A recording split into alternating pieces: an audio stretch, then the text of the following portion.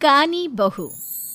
किशोरी लाल जी के बेटे राघव की शादी की बात जगह जगह चल रही थी, लेकिन किशोरी लाल जी को कोई लड़की पसंद ही नहीं आती थी। और उसकी एक ही वजह थी, किशोरी लाल जी का लालची होना। उनको लड़की वालों से मोटा दहेज चाहिए था और इसी चक्कर में एक दिन वो एक बहुत पैसे वाले के घर अपने बेटे का रिश्ता लेकर पहुंचे। उस आदमी का नाम था ओम प्रकाश। देखे किशोरी लाल जी, मेरी एक ही बेटी है और मेरी सारी संपत्ति जायदाद सब कुछ मेरी बेटी नैना का ही है। पापा, नाम से लगता है बहुत खूबसूरत होगी। कितना अच्छा नाम है ना, नैना। ओ, वैसे बात तो सही है आपकी। अब इतना पैसा है, जमीन जायदाद है, इकलौती बेटी, आप भी क्या करेंगे? सब कुछ उसे ही देंगे ना। बिल्कुल ठीक पहचाना आपने। बस बेटी की शादी और सारी जायदाद उसके नाम। पापा, बिना देखे हाँ कर दीजिए ना। इतना अच्छा रिश्ता फिर कहाँ मिलेगा? माला माल हो जाएंगे हम। मैं अपनी बेटी को बुलाता हूँ। अरे नहीं नहीं नहीं नहीं, आपकी बेटी का नाम नैना है, सुनकर ही लगता है बहुत सुंदर होगी। रहने दीजिए अंकल, मैं तो आपकी बेटी के नाम से ही इतना खुश हो गया हूँ कि उसे बिना देखे शादी करने को तैयार हूँ। अब तो मैं उसका चेहरा सीधे शादी के बाद ही देखूंगा। और इस तरह राघव नैना का चेहरा नहीं देखता और उससे शादी कर लेता है। शादी के बाद अपनी सुहाग रात पर जब राघव नैना का घूंघट उठाकर देखता है तो नैना की आंखें बंद थी।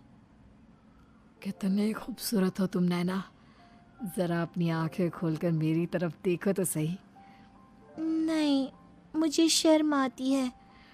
अरे, मैंने तुम्हें शादी से पहले भी नहीं देखा, और अब अगर तुम आंखें खोलकर मुझे देखोगी भी नहीं तो मुझे अच्छा कैसे लगेगा? इससे पहले कि नैना अपनी आंखें खोलकर राघव की तरफ देखती, अचानक से लाइट चली गई और राघव नैना को पूरी तरह से देख भी नहीं पाया। अगली सुबह नैना राघव के लिए नाश्ता बनाकर लेकर आई। अरे ये क्या, आधा पराठा सीका हुआ है और आधा बिल्कुल कच्चा। ये तुमने क्या किया नैना? बहू, तुमने क्या आधा पराठा तवे से नीचे लटका कर रखा था, जो आधा सिका है और आधा कच्चा? मुझे जितना दिखेगा उतना ही तो सीखूंगी ना पापा जी। जहाँ जहाँ मुझे नजर आ रहा था वहाँ मैंने सीख लिया, जहाँ जहाँ नहीं दिखा वहाँ कच्चा रह गया होगा। इसका क्या मतलब है? ये कैसा मजाक कर रही है तुम? अरे बहू, तुमने इतना लंबा घूंघट क्यों लगाया हुआ है? देखो, हमारे घर में बहुओं को बेटी की तरह रखा जाता है, और फिर तुम तो इतना सारा माल लेकर आई हो। देखो, ये घूंघट डालकर रखने की कोई ज़रूरत नहीं है। हाँ नैना, पापा जी ठीक कह रहे हैं, तुम तो आराम से रहो, अपना ही घर समझो। नैना अचानक से अपना घूंघट उठा लेती है। अरे ये क्या पापा, नैना की तो एक आंख फूटी हुई है। नाम से नैना, लेकिन ये तो कानी बहू निकली। मेरे साथ धोखा हुआ है, धोखा। बिना दिखाए अपनी कानी लड़की मेरे संग ब्याह दी। मुझे कानी बीवी नहीं चाहिए। मुझे अभी ओम प्रकाश जी से बात करनी पड़ेगी। आखिर उन्होंने मेरे साथ ऐसा किया क्यों? अरे, आप लोगों ने ही तो पापा से कहा था कि आप लोग शादी से पहले मुझे देखना नहीं चाहते। अब मेरे पापा पर क्यों इल्जाम लगा रहे हैं? अरे लेकिन उन्हें बताना तो चाहिए था ना कि तुम कानी हो, एक आंख से तुम्हें दिखाई नहीं देता। किशोरी लाल और राघव नाराज होकर ओम प्रकाश को अपने घर बुलाते हैं। पापा जी, ये आपने क्या किया? शादी से पहले बताया क्यों नहीं कि नैना की आंखों में परेशानी है? अरे, आप ही ने तो लड़की देखने से मना कर दिया था। अरे लेकिन आप बता तो सकते थे। आपको तो हमारी बेटी की प्रॉपर्टी चाहिए थी, वो भी पूरी की पूरी। अब क्या हुआ अगर उसे आधा दिखाई देता है? प्रॉपर्टी तो आपको पूरी मिल गई ना। अरे ये क्या बात हुई? मेरी शादी प्रॉपर्टी से नहीं, आपकी बेटी से हुई है। अब ये तो पहले सोचना चाहिए था, तब तो मेरी प्रॉपर्टी देखकर तुम्हारी जुबान लप लपा रही थी। लेकिन मैं कानी लड़की को अपनी बीवी बनाकर नहीं रख सकता। पापा, कुछ करिए ना आप। हाँ, करता हूँ।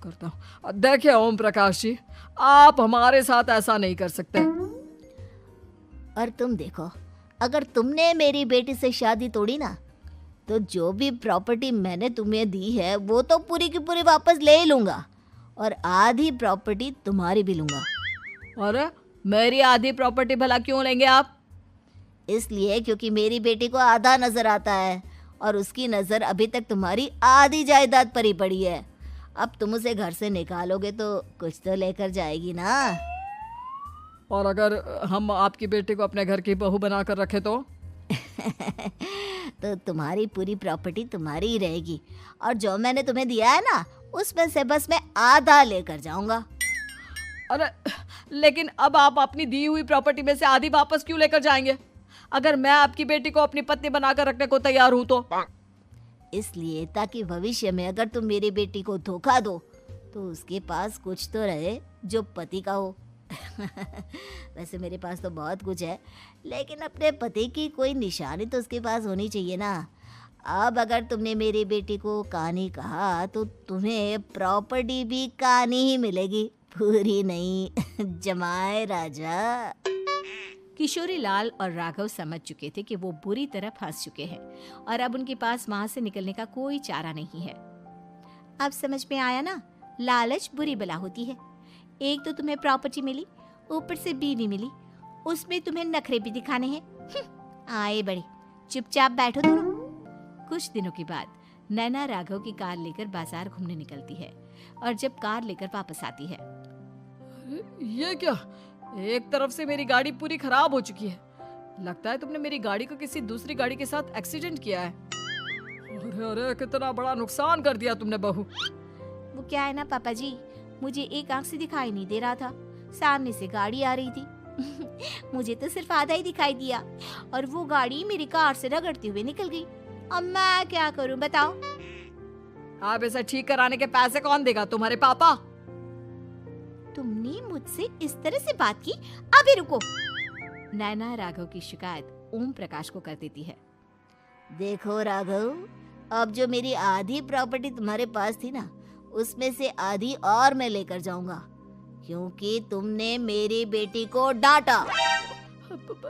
अरे नहीं नहीं पापा जी, गलती हो गई, माफ कर दो। गलती की तो कोई गुंजाइश ही नहीं। अगली बार मेरी बेटी को डांटा तो बची हुई आधी में से आधी और ले जाऊंगा। लालच के चक्कर में हम दोनों ने बहुत बड़ी गलती कर दी बेटा। एक तो तुम्हें कानी बहू मिली और ऊपर से जो माल मिला वो भी काना। इस तरह राघव की हर एक गलती पर ओम प्रकाश उसकी प्रॉपर्टी का आधा आधा हिस्सा लेकर अपना सारा माल वापस ले गया और राघव को कानी बीवी से काम चलाना पड़ा। भाई लालच वाकई में बुरी बला है।